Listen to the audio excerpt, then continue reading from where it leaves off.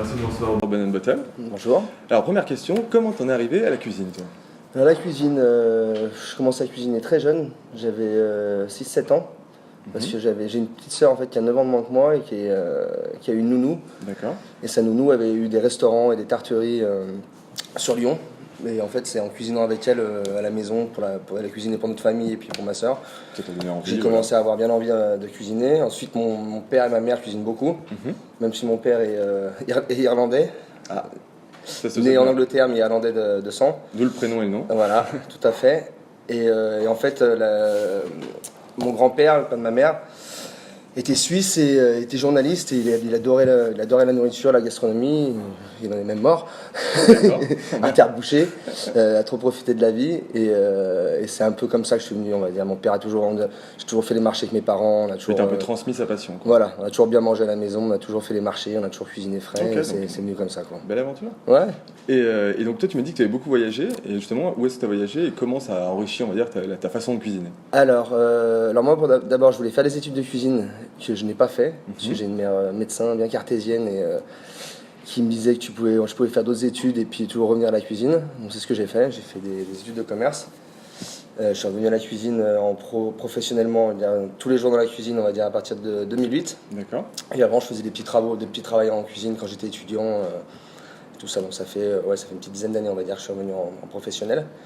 Et j'ai voyagé, donc j'ai vécu en Angleterre, où j'ai commencé à bien découvrir déjà par mon père la cuisine asiatique, on va dire, la D'accord. cuisine indienne, la cuisine et la cuisine de l'Est en général. Mais c'est vrai qu'en Angleterre tu as beaucoup de restaurants indiens, Ouais, et pakistanais, qui sont puis vachement les épices importés. en fait, quoi. Mhm.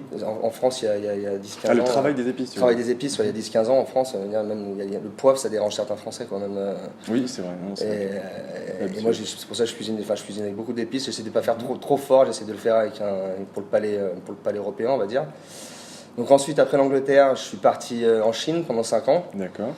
Et donc j'ai habité 5 ans en Chine, mais j'ai fait beaucoup de voyages quand j'étais en Chine. Je suis allé plusieurs fois en Thaïlande, plusieurs fois aux Philippines, plusieurs fois à Bali, D'accord. Ah, chouette. plusieurs fois au Laos, au Cambodge.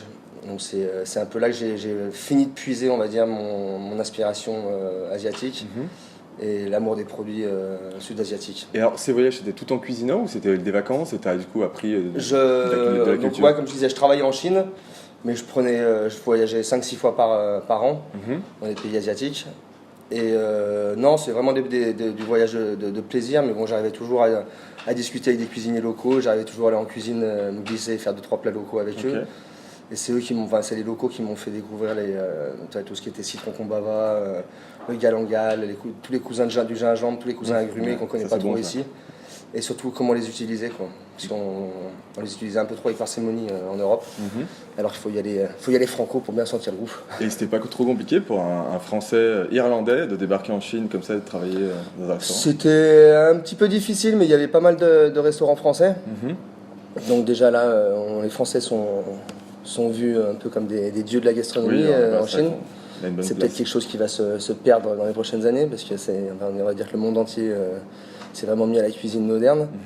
Et que les Français pour moi, sont plus sur le devant de la scène par rapport à plein d'autres nationalités qui sont beaucoup plus ouvertes. excellent là-dedans. Et ils sont beaucoup plus ouvertes en fait à la base. Toutes les gastronomies anglo-saxonnes, on va dire, qui sont peut-être moins riches de culture culinaire, du coup sont plus ouverts aux nouvelles choses, alors qu'on a encore un grand passé culinaire en France et des fois on est trop rattaché dans les fondations françaises. Ouais, c'est vrai que la cuisine française, c'est une cuisine de terroir. Quoi. Ça, Ouais. D'accord, on regarde les bouchons, c'est Voilà, clairement par ça. exemple, moi j'adore un bouchon, puis un étranger qui vient, il adore manger dans un bouchon, mais tu te fais pas un bouchon 3 fois par semaine, quoi. Non, c'est clair, Non. c'est sûr. Puis tu manges pas ça toute l'année. Voilà. Alors qu'un lieu comme ça, non, tu peux venir 2-3 fois par semaine si tu es en vacances. Tu pourras choisir plein de choses différentes et tu mangeras pas les mêmes choses sur 3 soirs, on va dire. Ouais, Donc, t'as su adapter ta carte justement grâce à tes connaissances que t'as acquises. Ouais, voilà. Et puis surtout, par rapport à ce que j'aime faire moi à la base déjà, parce que je cuisine ce que moi j'ai envie de manger. Et je dis pas que j'ai pas du tout envie de manger des plats tradis français, hein, j'adore, surtout l'aller avec l'hiver. Bon, ça reste une fois par semaine, on va dire quelque chose comme ça. Puis ça reste très classique en fait, Voilà. puisque tu connais depuis maintenant des années. Oui, et puis voilà. Donc après, je dis pas, c'est sûr que la cuisine française, par contre, elle apporte une bonne base sur tout ce qui est sauce déjà, sur comment faire des sauces. Et après, la cuisine, il y a plein de gens qui pensent que c'est compliqué, mais c'est pas très compliqué en fait. Il te suffit d'avoir une bonne base de pâtisserie, de sauce, et savoir comment mettre des ingrédients ensemble, enfin des arômes ensemble. Et après, tu l'adaptes avec juste les produits que tu trouves à l'étranger. Quoi. Ça, je suis bien d'accord avec toi. Mon père m'a transmis la cuisine aussi. Et justement, c'est vrai que j'avais énormément varié les épices. Santé d'ailleurs, merci. Et c'est vrai que le plaisir de varier les épices, de voir cuire ses aliments, en fait juste transmettre sa joie dans ta nourriture, et moi je trouve que c'est vraiment quelque chose qui se ressent du coup dans la ouais, et puis c'est ça qu'ici c'est gratifiant. Vu qu'il y a la cuisine ouverte, on nous le dit souvent, on dit les sauces c'est super sympa, l'équilibre des saveurs. Et pour revenir justement à la facilité, j'ai envie de dire, de certaines sauces, c'est tu pars bêtement, même sur une vinaigrette française, c'est un tiers, 2 tiers, acidité et huile. Et tu le mets, donc ton acidité tu vas la remplacer par un citron vert de Tahiti, c'est quoi, puis ton huile tu vas la remplacer par une autre huile, ta moutarde tu vas la remplacer par du wasabi ou du réfort ou totalement transformer ta vinaigrette quoi. Ouais voilà, ouais. Et en 2 secondes tu as une vinaigrette qui te prend le même temps qu'une vinaigrette classique mais qui va avoir vachement plus de peps et de punch quoi. Ah ok, je vois. Et du coup comment t'en es venu justement après tous ces voyages, quand t'es revenu en France, au Bones & Bottle? Alors l'histoire c'est, j'ai travaillé au Monkey Club, parce que au Bones & Bottle je suis avec des associés. D'accord. Et au Monkey Club, j'avais la place de. Donc, ils m'ont mis en chef de cuisine dès que je suis arrivé. C'était service du midi. Et puis, je commençais à m'amuser bien, on va dire. Je faisais mon type de cuisine avec des ingrédients, certes, un peu moins nobles, parce que t'as un budget le midi. Il faut que ça rentre dans le budget et que les gens puissent manger pour une somme correcte, on va dire, entre plat et dessert. C'est pas du tout la même faune que le, oui, tu que le fais pas soir. de gastro non plus. Quoi. Voilà. Mais disons que après tu prends des poissons qui sont moins nobles, tu prends du maquereau, tu prends des poissons qui sont moins chers par exemple, et tu fais un plat que tu peux vendre 12-13 € le midi et qui est finalement excellent et complètement différent d'autres plats. Et en fait, mes associés, c'est ce qui leur ont plu, je crois. Et au bout de 6-7 mois, ils m'ont dit nous on a l'intention d'ouvrir d'ouvrir un resto, parce qu'en fait ils avaient des bars qui faisaient resto dans le Monkey Club, et après sinon que des bars, la maison mère, le soda. D'accord, c'est tout le même propriétaire, d'accord. Ça. Et en fait, ils voulaient faire cette fois un vrai resto, avec peut-être une dimension un peu bar à vin, vu qu'ils se développent sur les cocktails, faire un petit changement. Et c'est un peu plus dans le ton actuel. Voilà. Hipster, et puis vu qu'ils m'avaient moi comme cuisinier, je pense qu'ils aimaient beaucoup ma cuisine, ils m'ont proposé de me joindre à eux.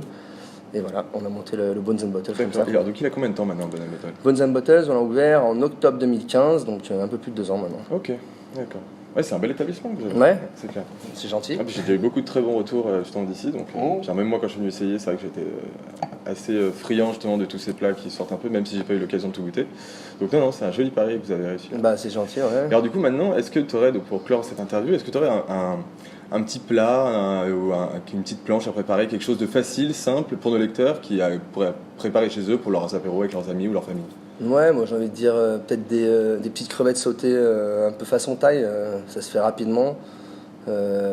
Prenez des crevettes fraîches si possible, on va dire.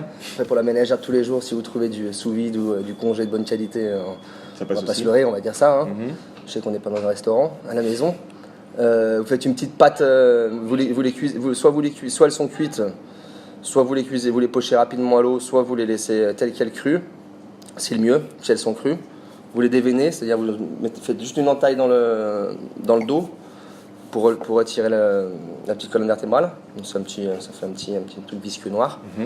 En plus de faire ça, ça les ouvre un petit peu en papillon, façon japonaise. Vous savez, quand elles cuisent après, elles s'ouvrent. Ouais. Et à côté de ça, au mortier ou un petit mixeur ménager ou hachoir ou couteau, vous mettez 2-3 gousses d'ail, un petit morceau de gingembre, un petit morceau de piment doux, si vous avez du kombava, sinon quelques zestes de citron vert, un peu d'huile dans la poêle, faites sauter les crevettes 2-3 minutes jusqu'à ce qu'elles colorent, vous mettez la petite purée, vous faites sauter avec, puis peu d'huile d'olive, vous servez ça en 2-3 minutes avec un peu de coriandre et super, c'est vrai que ça donne le plat. Et un petit plat en 2-2 quoi. Ouais, très facile. Et bon, écoute, super, merci, je te remercie pour cette interview.